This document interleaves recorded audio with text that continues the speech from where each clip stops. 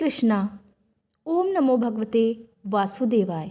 पौराणिक मान्यताओं के अनुसार माघ पूर्णिमा के दिन देवता पृथ्वी पर आते हैं, इसलिए इस दिन स्नान दान का विशेष महत्व है। शास्त्रों के अनुसार जो भी साधक माघ महीने में संगम नदी के किनारे रहकर व्रत और संयम के साथ स्नान ध्यान करते हैं, उनके लिए माघ पूर्णिमा बहुत ही खास होती है, क्योंकि इस दिन वे लोग अपने कल्पवास की परंपरा को पूर्ण करते हैं। इस दिन प्रयागराज में गंगा स्नान करना भी बहुत शुभ माना जाता है। इससे व्यक्ति की सभी प्रकार की मनोकामनाएं पूर्ण हो जाती हैं और मोक्ष की प्राप्ति होती है। पूर्णिमा के दिन चंद्रमा और धन की देवी माँ लक्ष्मी जी की पूजा करने का विधान है।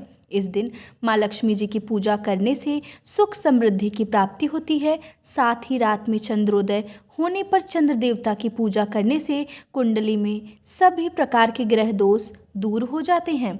जिस दिन लोगों की कुंडली में चंद्र दोष होता है, वह दोष भी दूर हो जाता है। इस दिन व्रत रखकर व्रत की कथा पढ़ी और सुनी जाती है। तो आज की इस वीडियो में मैं आपको सुना रही हूँ माघ पूर्णिमा की बहुत ही पावन कथा, जिसे आप सभी श्रोतागण बहुत ही प्रसन्न मन और ध्यानपूर्वक पूरा अवश्य सुनिए।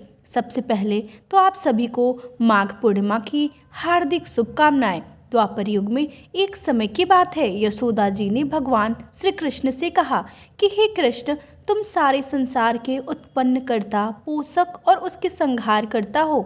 आज कोई ऐसा व्रत मुझसे कहो जिसे करने से मृत्यु लोक में स्त्रियों को विधवा होने का भय ना रहे।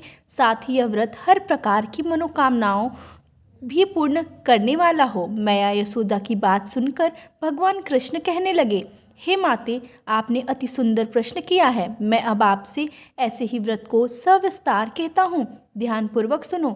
सौभाग्य की प्राप्ति के लिए स्त्रियों को 32 पूर्णिमासियों का व्रत करना चाहिए। इस व्रत को करने से स्त्रियों को सौभाग्य, सुख, संपत्ति का आशीर्वाद प्राप्त होता है। यह व्रत अचल सौभाग्य देने वाला और भगवान शिव के प्रति मनुष्य मात्र की भक्ति को बढ़ाने वाला है। श्री कृष्ण के ऐसे वचन सुनकर मैया यशोदा कहने लगी, हे कृष्ण, सर्वप्रथम इस व्रत को मृत्यु लोक में किसने किया था, इसके विषय में भी सविस्तार मुझे बताओ। तब श्री कृष्ण कहने लगे, हे माते, इस भूमंडल पर एक अत्यंत प्रसिद्ध राजा चंद्र से पाली अनेकों प्रकार के रत्नों से परिपूर्ण कार्तिका नाम की एक नगरी थी। वहाँ पर धनेश्वर नाम का एक ब्राह्मण अपनी पत्नी के साथ रहा करता था। उसकी पत्नी अति सुशील और रूपवती थी। दोनों ही उस नगरी में बड़े प्रेम के साथ रहते थे। उनके घर में धन धान्य आदि की कोई कमी नहीं थी। उनके जीवन में सब कुछ था, परंतु उनके जीवन में बहुत बड़ा दुख लिखा था। उस दुख का कारण थी उसकी कोई संतान ना होना, जिस कारण वह पति पत्नी अत्यंत दुखी रहा करते थे। एक समय की बात है, एक बड़ा तपस्वी उस नगरी में आया। वह तपस्वी योगी उस ब्राह्मण के घर को छोड़कर अन्य सभी घरों से भिक्षा लाकर भोजन ग्रहण किया करता था, परंतु उसने कभी भी रूपवती से भिक्षा नहीं ली। उस योगी ने एक दिन रूपवती से भिक्षा ना लेकर उसी के पास के किसी घर से भिक्षा ली और नदी किनारे जाकर उस भिक्षा में मिले हुए भोजन को वह प्रेम पूर्वक खा रहा था कि धनेश्वर ने योगी का यह सब कार्य किसी प्रकार से देख लिया। अपनी भिक्षा के अनादर से दुखी होकर धनेश्वर नाम का ब्राह्मण तपस्वी योगी से कहने लगा, हे महात्म, आप सभी घरों से भिक्षा लेते हैं, परंतु मेरे घर की भिक्षा आप कभी नहीं लेते, इसका क्या कारण है? तब तपस्वी ने कहा, निसंतान के घर की भीख पतियों के अन्न के तुल्य होती है, और जो पतियों का अन्न ग्रहण करता है वह खुद भी पतित हो जाता है। क्योंकि तुम निसंतान हो, अतः पतित हो जाने के भय से मैं तुम्हारे घर की भिक्षा नहीं ले सकता। धनेश्वर यह बात सुनकर अपने मन में बड़ा दुखी हुआ और हाथ जोड़कर तपस्वी के पैरों पर गिर पड़ा और बड़े दुखी मन से कहने लगा, हे महाराज, यदि ऐसा है तो आप मुझे पुत्र प्राप्ति का कोई उपाय बतलाइए। आप तो सर्वज्ञ हैं, मुझ पर अवश्य ही यह कृपा कीजिए। धन की किसी प्रकार की सुख संपत्ति की मेरे घर में कोई कमी नहीं, परंतु मैं संतान न होने के कारण अत्यंत दुखी हूँ। आप कृपया मेरे दुख का निवारण कीजिए। आप तो सामर्थ्यवान हैं। ब्राह्मण की यह बात सुनकर वह तपस्वी योगी कहने लगे कि हे ब्राह्मण, तुम देवी चंडी की आराधना करो। घर जाकर तब उस ब्राह्मण ने अपनी स्त्री से सारा वृत्तांत कहा और स्वयं तपस्या करने के लिए वन में चला गया। वन में जाकर उसने देवी चंडी की उपासना और उपवास करना प्रारंभ कर दिया। देवी चंडी ने 16वें दिन उसकी तपस्या से प्रसन्न होकर स्वप्न में उसको दर्शन दिए और कहने लगी, हे धनेश्वरी, जा पूत्र पुत्र होगा, परंतु वह 16 वर्ष की आयु में ही मृत्यु को प्राप्त हो जाएगा। यदि तुम दोनों पति पत्नी मिलकर 32 पूर्णमासियों का व्रत विधि पूर्वक करोगे, तब तुम्हारा पुत्र दीर्घायु हो जाएगा। जितनी तुम्हारी सामर्थ्य हो, आटे के उतने दिए बनाकर भगवान शिव का पूजन करना। पूर्णिमा के दिन प्रातःकाल इस स्थान के पास तुम्हें आम का एक वृक्ष दिखाई देगा। उस पर चढ़कर तुम एक फल तोड़कर अपने घर चले जाना और अपनी पत्नी से सारा वृत्तांत कहना। ऋतु स्नान के पश्चात वह स्वच्छ होकर भगवान शिव का ध्यान करके उस फल को ग्रहण कर लेगी। तब उसे भगवान शिव की कृपा से गर्भ ठहर जाएगा। इस प्रकार जब वह ब्राह्मण प्रातःकाल उठा, तब उसने उस स्थान के पास आम का एक वृक्ष देखा। स्वप्न में मिले आदेश के अनुसार उस ब्राह्मण ने आम के वृक्ष पर चढ़कर उस फल को तोड़ने का प्रयास किया, परंतु कई बार प्रयास करने के बाद भी वह उस वृक्ष पर चढ़ नहीं पाया। अब तो उस ब्राह्मण को बड़ी चिंता होने लगी। तब वह विघ्न विनाशक भगवान गणेश की वंदना करने लगा कि हे दयानिधे, अपने भक्तों के विघ्नों का नाश करने, उनके मंगल कार्य को करने वाले, दुष्टों का नाश करने वाले, रिद्धि सिद्धि प्रदान करने वाले, हे गणपति भगवान, आप मुझ पर कृपा करके इतना बल दीजिए कि मैं अपने मनोरथ को पूर्ण कर सकूं।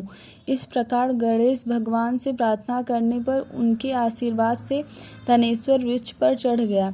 तब उसने आम का एक सुंदर फल देखा था, उसे तोड़ लिया। उसने विचार किया कि जो वरदान से फल मिला था वही यह फल है। उसके बाद उसे और कोई फल उस पेड़ पर दिखाई ही नहीं दिया। तब धनेश्वर उस फल को लेकर अपनी पत्नी के पास आ गया और उसे खाने के लिए दिया। उसकी पत्नी ने अपने पति के कहे अनुसार उस फल को खा लिया और वह भगवान के आशीर्वाद से गर्भवती हो गई। देवी चंडी की असीम कृपा से कुछ ही समय बाद उसे एक अत्यंत सुंदर पुत्र मिला।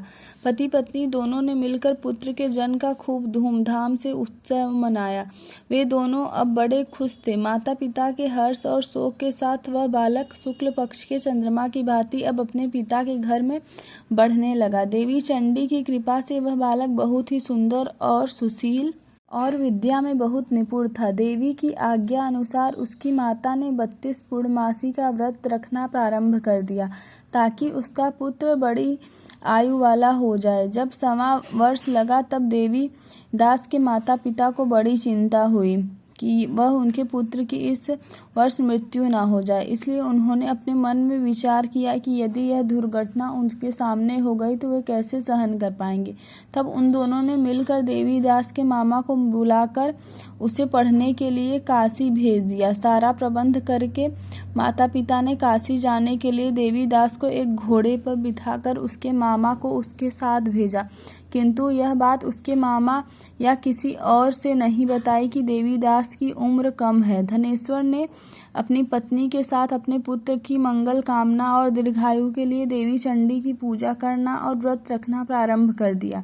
इस प्रकार दोनों ने मिलकर 32 पूर्णमासी का व्रत पूरा किया। कुछ समय के बाद एक दिन वह दोनों मामा और भांजे रात में विश्राम करने के लिए किसी गांव में ठहरे हुए थे। उस दिन उस गांव में एक ब्राह्मण की अत्यंत सुंदरी, सुशीला, विदोष और गुणवती कन्या का विवाह होने वाला था। जिस धर्मशाला के अंदर वर और उसकी 12 ठहरी हुई थी, उसी धर्मशाला में देवीदास और उसके मामा भी ठहरे हुए थे। संयोगवश कन्या को तेल आदि चढ़ाकर मंडप आदि का जो कार्य किया गया, तब लगन के समय वर को धनुर्वात हो गया, जिस कारण वर के पिता ने अपने परिवारजनों से परामर्श करके निश्चय किया कि यह देवीदास मेरे पुत्र जैसा ही सुंदर है, मैं इसके साथ ही लग्न करा दूं और बाद में विवाह के अन्य का मेरे पुत्र के साथ हो जाएंगे। ऐसा सोचकर देवीदास के मामा से जाकर वह कहने लगे कि यदि तुम थोड़ी देर के लिए अपने भांजे को हमें दे दो, जिससे विवाह के लगन का सब काम पूरा हो सके।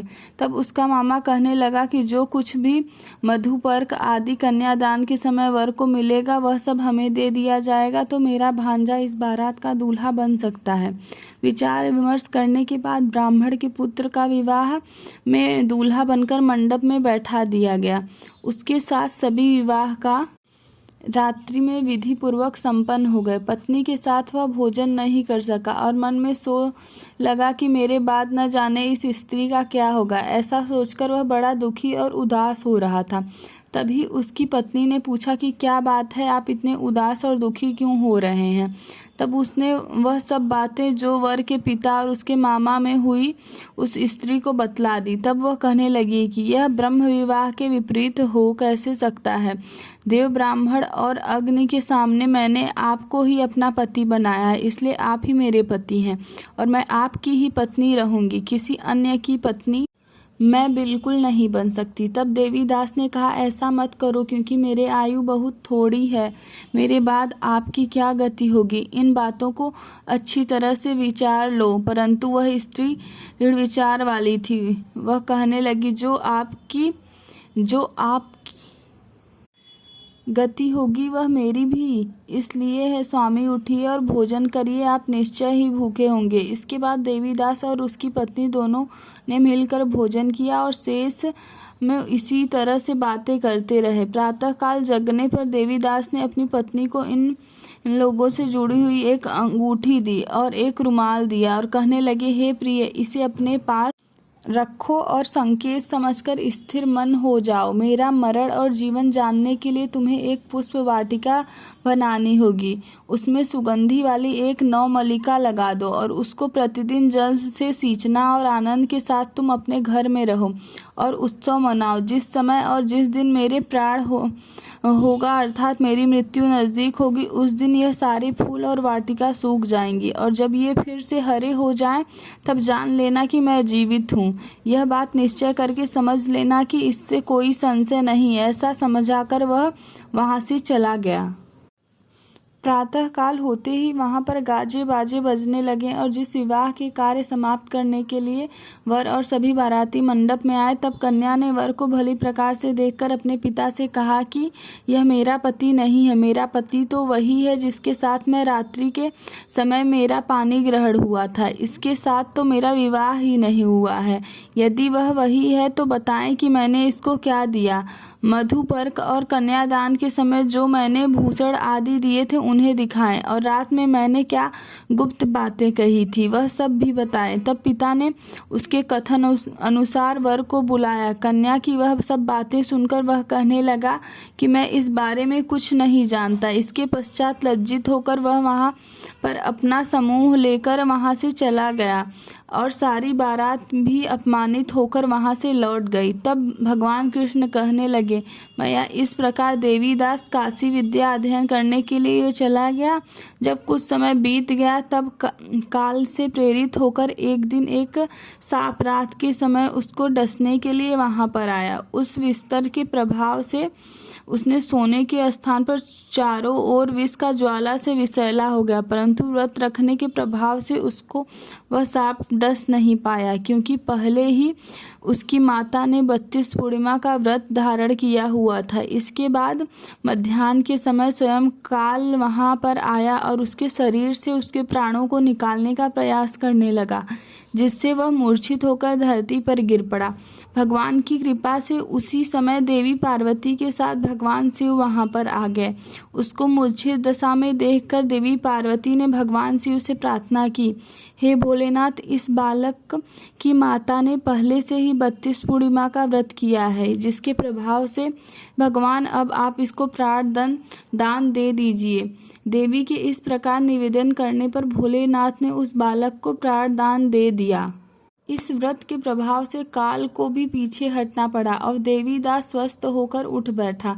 उधर उसकी पत्नी उसके काल की प्रतीक्षा किया करती थी। एक दिन जब उसने देखा कि उस पुष्प वाटिका में पत्र पुष्प कुछ भी नहीं रहे, तब उसे अत्यंत आश्चर्य हुआ और जब वह वैसे ही हरी भरी हो गई, तब वह समझ गई कि उसके पति पर छाया संकट दूर हो चुका है। वह बड़े प्रसन्न मन से अपने पिता के पास जाकर कहने लगी कि पिताजी, मेरे पति जीवित हैं, अब आप उनको ढूंढिए। जब 1.25 वर्ष बीत गया, तब देवीदास भी अपने मामा के साथ काशी चल दिया। इधर उसके ससुर उसको ढूंढने के लिए अपने घर से जाने ही वाले थे कि वे दोनों मामा भांजे ठीक वहीं पर आ गए।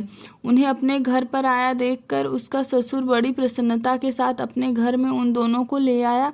उस समय नगर के निवासी भी वहां इकट्ठे हो गए और सभी ने निश्चय किया कि अवश्य ही इस बालक के साथ इस कन्या का विवाह हुआ था। उस बालक को जब कन्या ने देखा तो पहचान लिया और कहने लगी कि यह तो वही है जो संकेत करके गए थे। इसके पश्चात सभी कहने लगे कि भला हुआ जो यह वापस आ गया, और तब सभी नगरवासियों ने मिलकर आनंद मनाया। कुछ दिन अपने ससुराल में रहने के बाद देवीदास अपनी पत्नी और मामा के साथ ढेर सारे धन और उपहार के साथ अपने घर के लिए चलने लगे। जब वे सब मिलकर अपने गांव के निकट आ गए, तब कई लोगों ने उन्हें देखकर उनके माता पिता को पहले ही जाकर सूचना दे दी कि तुम्हारा पुत्र अपनी पत्नी और मामा के साथ वापस आ गया है। ऐसा समाचार सुनकर माता पिता को पहले ही तो विश्वास नहीं हुआ। जब उन्होंने खुद जाकर देखा तो उन्हें बड़ा आश्चर्य हुआ, और तब देवीदास ने अपनी पत्नी के साथ अपने माता पिता के चरण छूकर उनका आशीर्वाद प्राप्त किया। तब माता पिता ने इस चमत्कार को देखकर अपने घर पर बहुत सारे ब्राह्मणों को बुलाकर उन्हें यथासंभव दान दक्षिणा उपहार में देकर उन्हें प्रसन्न किया और उनका आशीर्वाद प्राप्त किया। भगवान कृष्ण कहने लगे कि हे माते, इस प्रकार धनेश्वर 32 पूर्णिमा के व्रत के प्रभाव से पुत्रवान हो गया। जो भी स्त्रियां इस व्रत को रख वे जन्म जन्मांतर में व्यधन हो दुख नहीं भोगी और सदैव सौभाग्यवती बनी रहती हैं। यह मेरा वचन है और इसमें कोई संदेह नहीं मानना। यह व्रत पुत्र पत्रों को देने वाला और संपूर्ण मनोकामना को पूर्ण करने वाला है। 32 पूर्णिमा के व्रत करने से वृत्ति की सभी इच्छाएं भगवान शिव की कृपा पूर्ण हो जाती है। यह थी माघ पूर्णिमा की कथा। तब आपको एक और कहानी सुनाते हैं। एक बार की बात है, एक लपसी था, एक तपसी था। तपसी हमेशा भगवान की तपस्या में लीन रहता था और लपसी रोजाना 1.25 सेर की लपसी बनाकर भगवान को भोग लगाकर जिम लेता था। एक दिन दोनों आपस में झगड़ा करने लगे। तपसी बोला, मैं रोज भगवान की तपस्या करता हूँ इसलिए मैं बड़ा हूँ। लपसी बोला, मैं रोज भगवान को 1.25 सेर लपसी का भोग लगाता हूँ इसलिए मैं बड़ा हूँ। देवर्षि नारद जी वहां से गुजर रहे थे। दोनों को झगड़ा देखकर उनसे पूछा कि भाई तुम लोग क्यों लड़ रहे हो। तब तपसी ने खुद को बड़ा होने के कारण बताया और लपसी ने अपने बड़ा होने का कारण बताया। दोनों की बात सुनकर देवर्षि बोले कि तुम्हारा फैसला मैं कर दूंगा। दूसरे दिन लपसी और तपसी नहाकर अपनी रोज की भक्ति करने आए तो नारद जी ने छुपकर 1.25 करोड़ की एक अंगूठी उन दोनों के आगे रख दी। लपसी की नजर जब अंगूठी पर पड़ी तो उसने चुपचाप अंगूठी उठाकर अपने नीचे दबा ली। उधर लपसी की नजर अंगूठी पर, लेकिन उसने ध्यान नहीं दिया कि वह तो भगवान को भोग लगाकर लपसी खाने लगा। देवर्षि नारद जी ने अब सामने आए तो दोनों ने पूछा, बताइए देवर्षि कौन बड़ा है। नारद जी ने तपसी से खड़ा होने को कहा। जब वह खड़ा हुआ तो उसने नीचे दबी हुई अंगूठी दिखाई पड़ गई। नारद जी ने तपसी से कहा कि तपस्या करने के बाद भी तुम्हारी चोरी करने की आदत नहीं गई, इसलिए लपसी तुमसे बड़ा है और तुम्हें तुम्हारी तपस्या का कोई फल भी नहीं मिलेगा।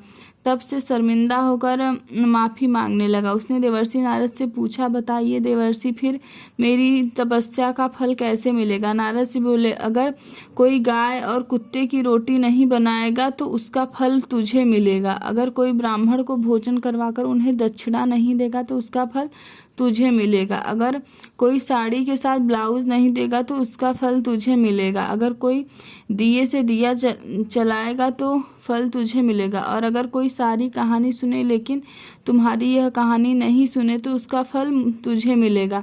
उसी दिन से श्रोताओं हर व्रत कथा कहानी के साथ लपसी तपसी की कहानी भी सुनी और कही जाती है। आपको यह कहानी कैसी लगी आप मुझे कमेंट करके ज़रूर बताइएगा।